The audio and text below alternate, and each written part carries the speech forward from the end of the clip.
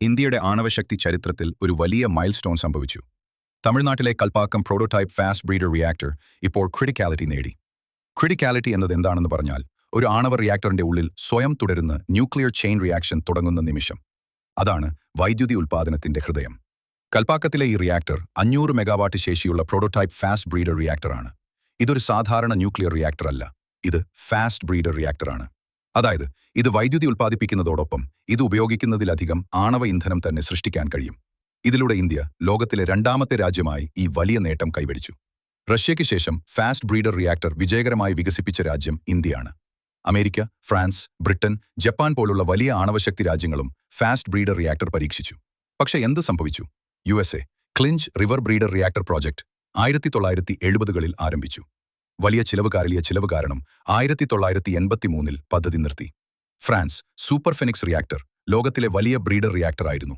സാങ്കേതിക പ്രശ്നങ്ങളും രാഷ്ട്രീയ വിവാദങ്ങളും കാരണം 1997ൽ അടച്ചു. ജപ്പാൻ മോൺജു റിയാക്ടർ വർഷങ്ങളോളം സോഡിയം ലീക്ക്, അപകടങ്ങൾ എന്നിവ കാരണം പ്രവർത്തനം നിലച്ചു. അവസാനം 2016ൽ പദ്ധതി അവസാനിപ്പിച്ചു.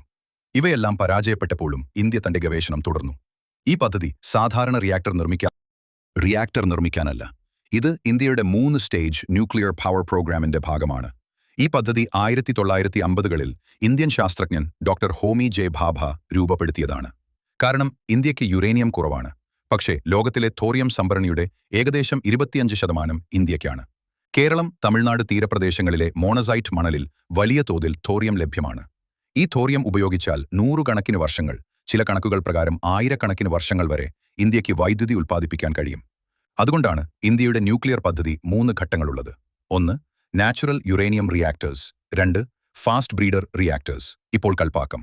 3. തോറിയം അടിസ്ഥാനമാക്കിയ ഭാവി റിയാക്ടേഴ്സ്. ഇന്ന് കൽപ്പാക്കം നേടിയ ക്രിട്ടിക്കാലിറ്റി വെറും ഒരു റിയാക്ടർ സ്റ്റാർട്ടായതല്ല, ഇത് ഒരു സന്ദേശമാണ്. എനർജി ഇൻഡിപെൻഡൻസിലേക്ക് ഇന്ത്യ എടുത്ത വലിയ ചുവടാണിത്. ഇന്ന് ലോകം കേൾക്കുകയാണ് ഇന്ത്യയുടെ ആണവശക്തിയുടെ കഥ.